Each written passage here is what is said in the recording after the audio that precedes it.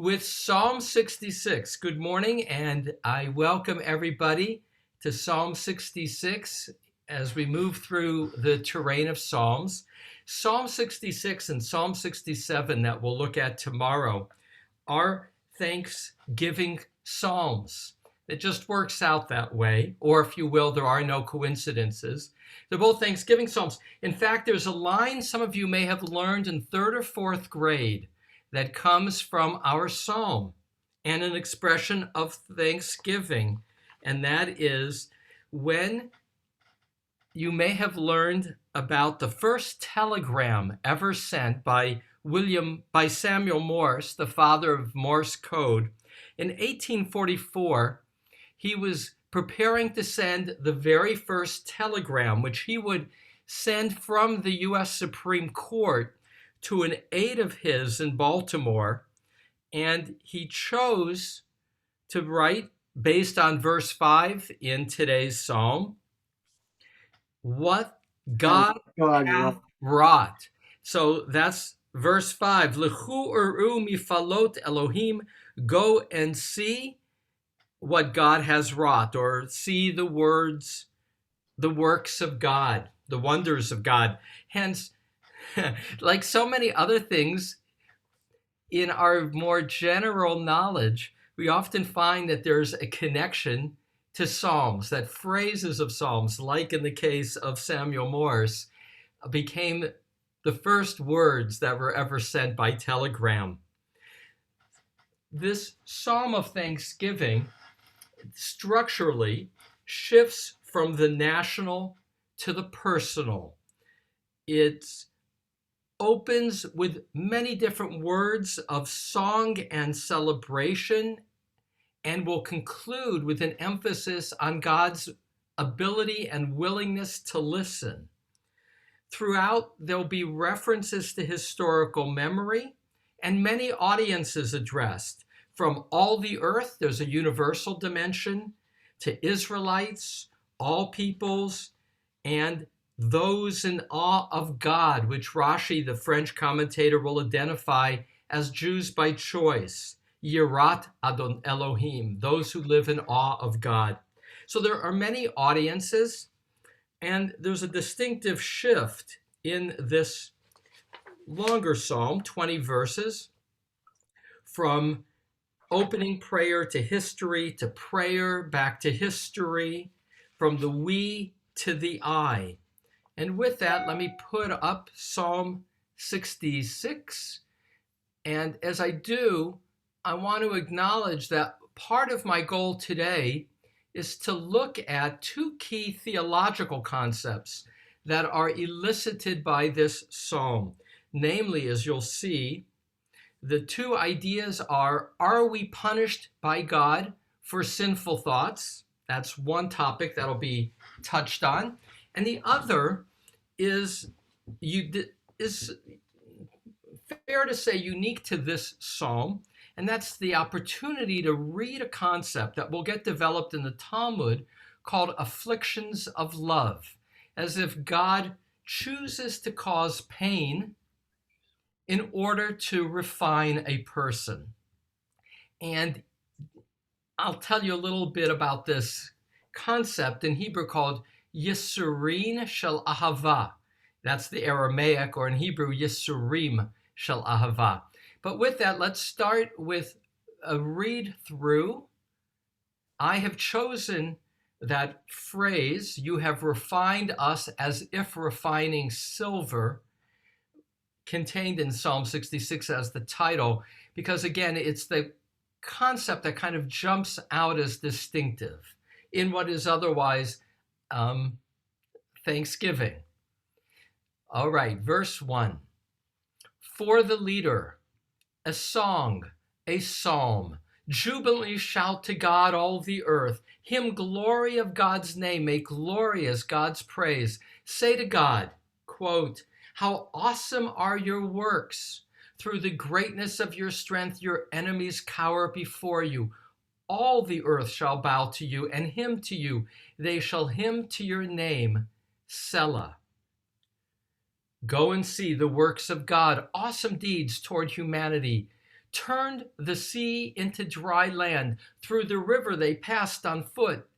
There we rejoiced in God, who rules by might forever. God's eyes upon the nations keep watch. The rebellious, let them not exalt themselves. Selah. Bless, peoples, our God, and make the voice of God's praise be heard, who has placed our spirit in life and who has not given our foot to stumble. For you tested us, God. You have refined us as if refining silver. You brought us into the net. You placed a heavy belt around our loins. You have made mortals ride over our heads. We came through fire and water, and you brought us out to relief. I will come into your house with burnt offerings. I will fulfill for you my vows, which have uttered my lips and has spoken my mouth when I was in distress. Burnt offerings of fat animals I will offer to you, with the sweet smoke of rams I will offer bullocks with goats. Selah. Go and hear, and I will declare to all that fear God that which God has done for my spirit. To God my mouth has called exultation under my tongue. Iniquity, even if I perceived with my heart, God would not hear my supreme. But surely God has heard, has attended to the voice of my prayer. Blessed is God, who has not turned away my prayer, nor God's kindness from me. All right, so as we tend to do, and I'm pacing myself because I want to share these two theological tensions, but let me talk a little bit about the structure.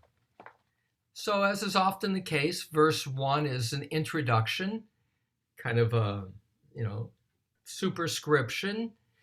But we already get already in verse 1, which is unusual, we get an added phrase, Jubilee hari'u le'Elohim, Jubilee shout to God, all the earth. The word hari'u is like teruah, the sound of the shofar. But the sounding of the shofar was used in many contexts, like going to war. But in this context, it was used to announce the coming of a king. So before God, the way in America there's a song for for the president, with God, there's the sounding of the shofar as a sign to call attention, but more of celebration. Likewise, after battle, the sound of shofar. So jubilantly shout was my choice of translation. And some of you are more familiar with my translations, but I put in parentheses, like in verse 2, whenever it's a, Shemo, his name, referring to God, rather than referring to God as a he, I put God in parentheses. So that's in place of a pronoun.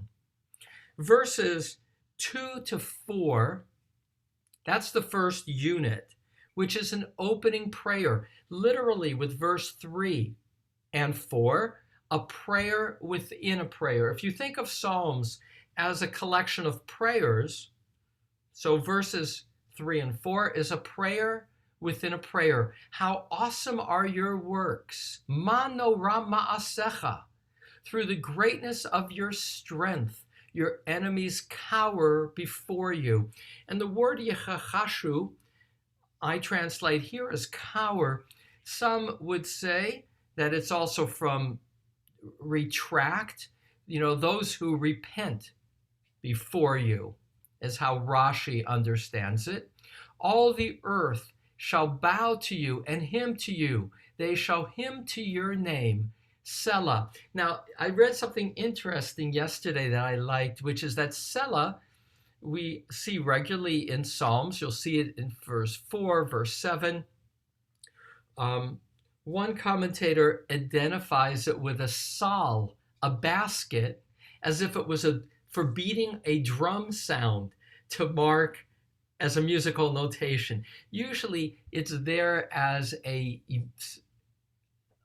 unclear musical notation.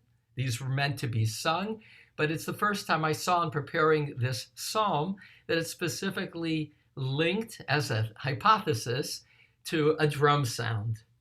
Now, verses 5 to 7 are history.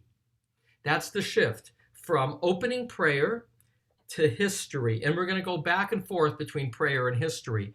Verses 5 to 7, again, some history.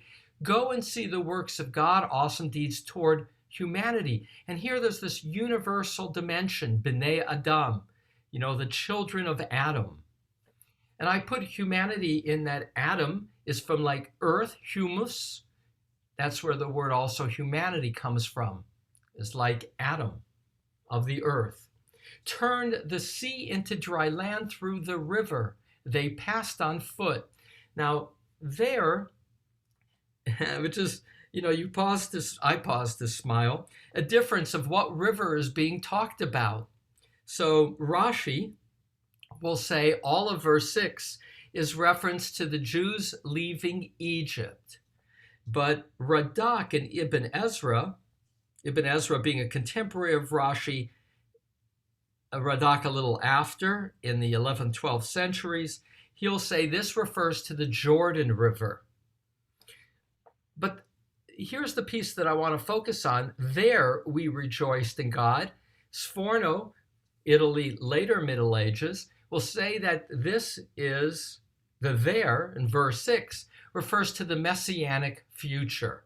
That this history is here being recounted because this is a psalm about messianic hope. That all of this is about messianic hope. And I'll come back to how later rabbis, in finding and answering the question, how is this psalm relevant to us, will see this as a prayer in the time of Diaspora, using history of the past to give hope for the future, to enable a final thanksgiving. Verses 8 and 9 is back to praying, but calling for calling others to pray. So bless peoples, our God, make the voices of God praise be heard, who has placed our spirit in life and has not given our foot to stumble. And then verse 10, back to history. We're still talking about the nation at this point. For you tested us, God. You have refined us as if refining silver. Now that can refer to Egypt, that we went through slavery. There's a history. Why did God put the Jews into slavery? To refine them, to make them from an extended family into a nation. I'm going to come back to that because that's a very important theological question. Does God bring suffering as a form of refinement? Verses 11 and 12, you brought us into the net. You placed a heavy belt around our loins. You have made mortals ride over our heads. We came through fire and water. You brought us out to relief. The image that's often shown in ancient times of victory is the cavalry, the horses, riding over, trampling fallen soldiers. That's an element here in verse 12. But one other image to bring to mind, and that's Numbers 31:23, in which the description of purifying utensils is presented, and for that you need fire and water. In the Talmud, they will identify fire as Babylonia, Nebuchadnezzar, who tested Abraham by putting coals in his mouth, and water as Egypt. So this will be, again, seen more nationalistically. And I'll come back to this image of does God bring suffering to purify? Verses 13 to 15 is now a shift. The shift is from the national to the personal. The word I, avo, I will come, of verse 13, from here to the end of the psalm, the word I will appear 18 times. And again, for Psalms numerology is important. 18 is a significant number. And also, beginning with verse 13, in terms of the timing of when the psalm was written, there is the assumption that it was written while the temple existed, when offerings could be brought. And so verses 13 to 18, that's 13 to 15, is a personal prayer, namely, let me come and bring you offerings. That is gifts to God that became or was the form of prayer. Verses 16 to 19 is personal testimony, if you will. That's back to history. And a concluding line, and that's verse 20, kind of a coda. Blessed is God who has not turned away my prayer, nor God's kindness from me. So the two thoughts that I really wanted to focus in on, having, there's always a lot more to be said about the choice of words and the choice of translations, but with an eye on the clock, look at verse 19. Achein can be therefore, but surely. Shema Elohim. I mentioned that the psalm concludes with listening, where it opened with singing of praise. God has heard. Hikshiv b'kol tefilati, has listened to the voice of my prayers. One second.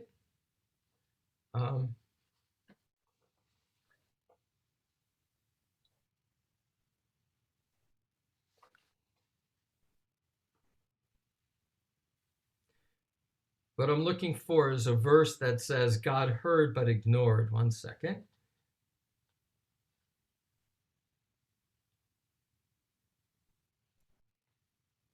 Verse 18. I was off one verse. So here's the key. Iniquity. Aven im ra'iti belibi. Even if I saw with my heart, lo yishma Adonai, God did not listen. So that's, again, a verse that raises the question, what does it mean, sin, even if I perceived with my heart, God would not hear my supreme? And that's the first of the two questions I wanted to raise. And that is, the implication here is that one's heart, which in the Bible is also one's mind, perceived thoughts of iniquity. So you had a lust, Jimmy Carter having his lust in his heart in his Playboy interview. Is that sinful? Here in verse 18, God disregards the sinful thoughts, which is to say, in the Talmud, Kiddushin 40a, machshava ra'ah, an evil thought, ein HaKodesh Baruch Hu mitzarfa lema'aseh. The Holy Blessed One does not connect to deed, which is to say, verse 18, even if we have a sinful thought, what God, who is a kind, merciful God, pays attention to are our acts and not thoughts, which ostensibly we do not have control over. So verse 18 would be an expression of God's kindness, that we're not punished for sinful thoughts. And yet, in the Talmud also, Yoma, the tractate that deals with Yom Kippur, here hu'urei aveira, which are elicitations of transgression, kashim aveira, are worse than the actual bad deeds. And so the rabbis will make a distinction in terms of the nature of thought. If a thought passes through your mind, that lustful thought, well, that just, that you don't have control over. But if you actively cultivate lustful thoughts, that can sometimes be even worse than what the deed might be in terms of creating a compulsive, focused, looking for trouble. And so back to verse 18, thoughts alone that flow through us are not by a merciful God focused, they are ignored. But that's different, again, than acknowledging that there are times in which thoughts too become deeds when done consciously, when pursued, when cultivated. So that's for concept A. Concept A is no sin for an evil thought where it's flowing through you, unless, which is not in the verse but understood by the rabbis, unless it's actively cultivated. And now for this key concept of verse 10.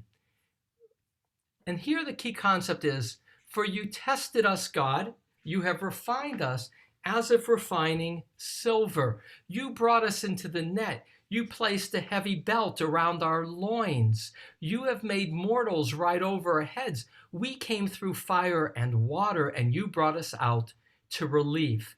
And the issue here is this thought: does God bring suffering in order to refine us? So for after the fact, that concept does exist in the commentaries regarding slavery. And that would probably be for the psalmist, because it's not, if you will, a theological notion that appears really anywhere else in the Psalms, except in passing a reference to Joseph in Psalm 105, 18 to 19, who was purged by imprisonment. So there is that one little thread, but never, if you will, a national sense of this Yisurim Shel Ahava. But it does exist in the Talmud by Babylonian rabbis of the 3rd and 4th century, Rava and Rav Chisda, Berachot 5a.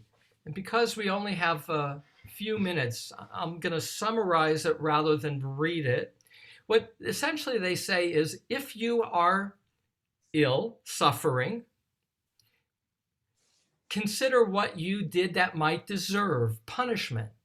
And since these were scholars talking to scholars, they say, it's because you may have neglected your study of Torah.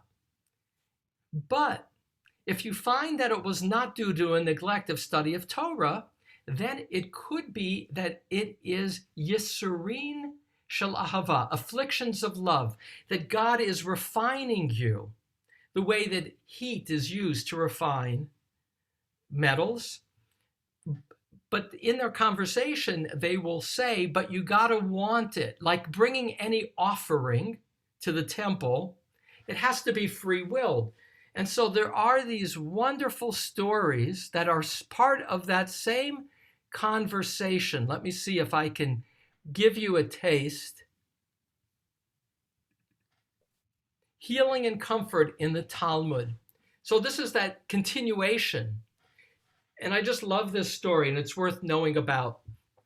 Again, these are the conversations of the rabbis of Babylonia. It does not appear in the earlier layer of Mishnah, which is compiled in Israel. This is from the Babylonian conversations about the Mishnah, 5b. It's the continuation of that concept.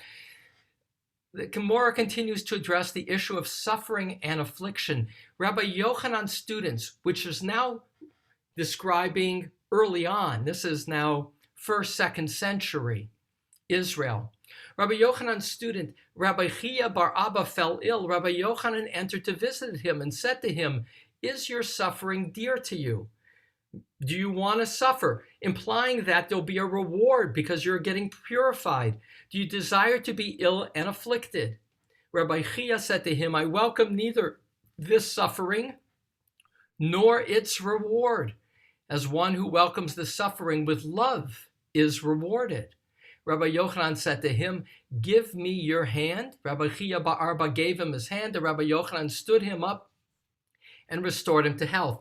So two things here. One is that there is the belief, at least retroactively, claimed by the rabbis of Babylonia to the rabbis in Israel of an earlier time, that they too believed in afflictions of love, but it had to be consensual, And here one of the great rabbis of the day says, it's not welcome to me, neither the suffering nor its reward. And then he was healed. Similarly, Rabbi Yochanan fell ill. Rabbi Yochanan, he's the Yochanan ben Zakkai, the one who reclaimed rabbinic Judaism after the fall of Jerusalem. Rabbi Hanina entered to visit him and said to him, is your suffering dear to you? And the implication being that Yisurim Shel Ahava has a consent quality. Rabbi Yochanan said to him, I welcome neither the suffering nor its reward. Rabbi Hanina said to him, give me your hand. He gave him his hand, and Rabbi Hanina stood and restored him to health. And then this last little piece to share. The Gemara asks, why did Rabbi Yochanan wait for Rabbi Hanina to restore him to health? The Gemara answers, and this is the piece that is important for visiting the sick. A prisoner cannot generally free himself from prison, but depends on others to release him from his shackles. Meaning, the rabbis will teach we can't say a prayer of healing for ourselves, because when we feel confined, it has to be somebody unlocking the prison door from the outside in order to give us our freedom. And with that, back to the psalm for concluding remarks. 1 second.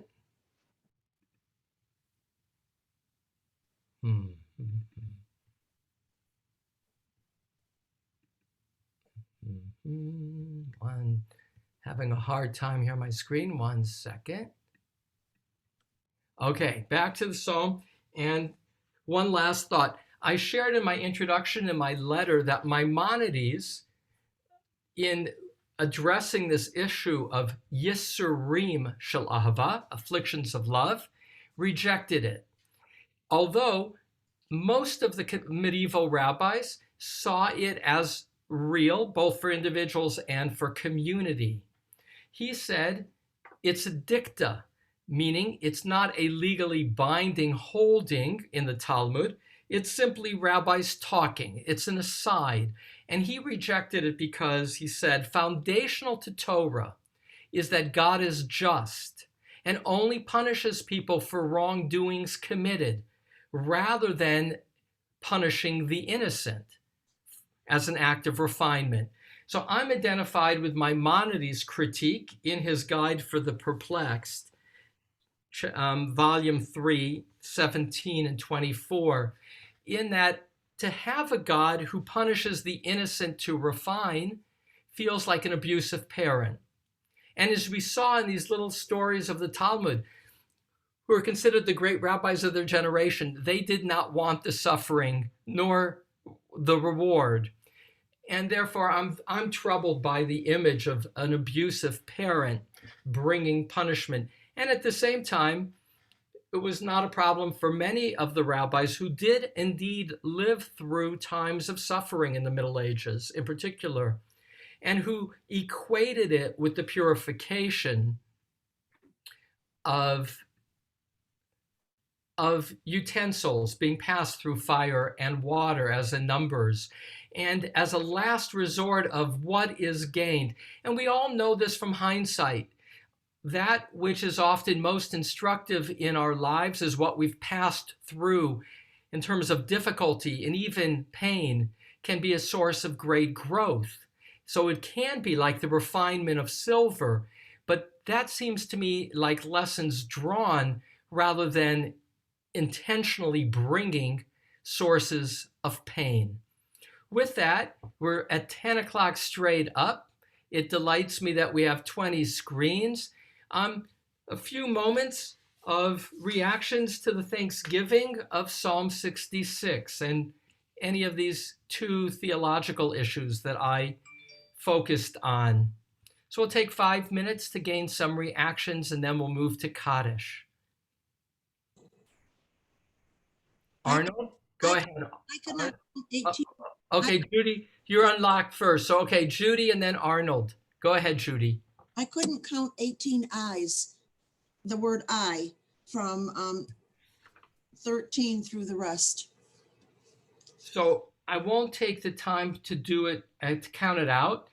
The number 18 came from Benjamin Siegel's commentary. And frankly, Judy, I did not count them out. I just made, I took that down as a notation. I can say that sometimes I may not always include the I in my translation. That's in the Hebrew. And it's in the Hebrew often, looking at verse 13, when a word begins with the aleph. So I will come. Next line, ashalem, I will fulfill. So in the Hebrew, according to Benjamin Siegel, who, again, of all my commentators, I find to be the most sensitive to literary structure, counts 18. Arnold? Yeah, I tend to look at the Torah and the writings as coming from some basis in reality, some basis in fact. And the image that I have from this psalm is a great calamity, which refines the people. In times of trouble, in times of calamity, you find out who has faith and who doesn't have faith. Right. And this act of refinement of a metal means to remove impurities. And those that have faith, they pass through the fire, and those who do not are the impurities who are removed. And what is left is a pure metal, or a pure people, a people who still revere God despite the calamities that have befallen them. I can see this psalm as being written after from Babylon and the construction of the temple, where the destruction of the first temple is still in the minds of the people, or certainly in the second generation from that calamity. And anyway, that's how, that's kind of the impression that I got from hearing the psalm. So Arnold, as some of us know, was a professor of chemistry. So this is for a chemist, that image. And on track, Arnold, with what you just shared is a comment of some of the classic commentators to say just what you said, which is that this was written, they say specifically, in the aftermath of a victory. And like you say, there's a purification that goes with who's had the courage, the faith to fight, to be victorious versus those who didn't. So that may have been what prompted this. For those rabbis, I mentioned this in passing, who would read it later, they would see this again as a psalm pointing to a messianic future, and they would see themselves in the midst of those tests. So here's an example that you helped prompt, Arnold, that I had in my notes. Samson Raphael Hirsch is the great rabbi of Frankfurt, Germany of the 19th century, who's called the father of modern orthodoxy. The community of Frankfurt had been put into a ghetto, and it was remarkable for hundreds of years. I visited that ghetto's museum a couple years ago, how confined they were. And whether you were rich or poor in the Jewish community, you had to live in this very confined area. And Samson Raphael Hirsch will look to verse 11. You brought us into the mitsudah, which I translate as net. Other translations will have into the trap or into chains. And he'll say that's referring to the ghetto that we're living in. And there's two qualities that make this ghetto a mitsudah, which is also in other contexts used as a fortress. We are closed to the outside world, and we become a target to the outsiders because we're all crowded here together like a target. And in being in the ghetto, he will be writing in the 19th century, our moral nobility is elevated. We are being tested and refined. And so again, when we read a psalm, the question that comes for us as the reader is, how is this psalm relevant to us. And for me, to read Hirsch is to see how he and so many other rabbis, all the more before him, saw this as a messianic psalm. And for him, his own world was a world of mitzudah, the ghetto fortress, test. One closing comment, and then I'll pull it together for Kaddish.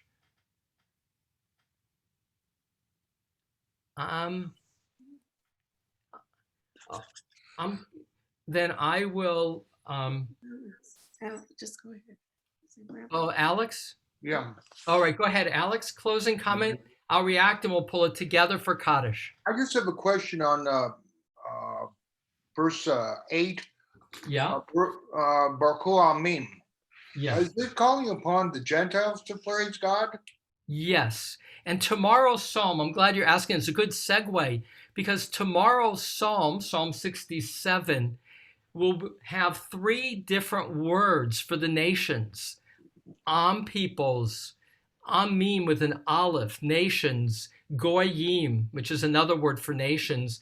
Tomorrow will be even more universal as Thanksgiving. But here too, which is the feeding in, Alex, to this being messianic, is the goal of the Messiah is to bring together all nations for God. I even have a quote of Zephaniah, and I had it because I hoped Ahuva would be with us, her doctoral dissertation and a book and Bible on Zephaniah. Here's an example, Alex, in which Zephaniah, one of the less known prophets, chapter 3, verse 9, is cited by Radak, Rabbi David Kimchi. Pure language for all nations to serve God with one consent. So verse 4, all the earth shall bow to you and hymn to you, they shall hymn to your name, is where this psalm goes between the nation of Israel to this calling on all peoples to praise God. And in verse 13 on back to Judy's count, the refocusing on the individual coming before God. And so this is a psalm of thanksgiving in which there are these 2 interesting theological ideas. Here, God doesn't punish us for our thoughts, only for our acts, because God is a merciful God. Oh, there's Ahuva. Ahuva, when I read and quote Zephaniah, I think of you. I'm glad to see you. So know how you're on my mind. And will be with tomorrow, well-timed, Psalm 66, Psalm 67, only 8 verses tomorrow, another Thanksgiving psalm. And so with an eye on the clock, I invite those observing a Kaddish, an eye to pulling it together, the learning for today. And in our answering Amen, we honor those saying as well as who they remember. Kaddish Yatom, and I bring to mind Irv Levin, who I had the privilege to know in my early years, who Judy and Ed and Susie honor. Yitkadal v'yitkadash shemei rabbah, Amen. bi'alma divra kirute v'yamlich malchute, b'chayechon u'vyomechon uv'chaye dechol beit Yisrael, ba'agala uvizman kariv v'imru amen. Yehi shmei rabba mevarach, le'olam omei maya.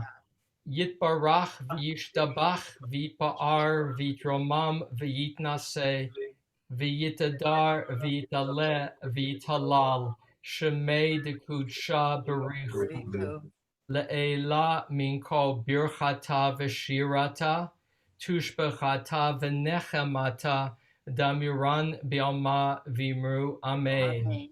Yehi shlama rabba min shemaya v'chayim aleinu v'al kol Yisrael v'imru amen. Osei shalom b'mrumav hu ya'aseh shalom aleinu v'al kol Yisrael v'kol yoshvei tevel v'imru amen. I want to thank each of you. Hopefully tomorrow I can wish you a happy Thanksgiving. Tomorrow with Psalm 67, a psalm of thanksgiving. Have a good day.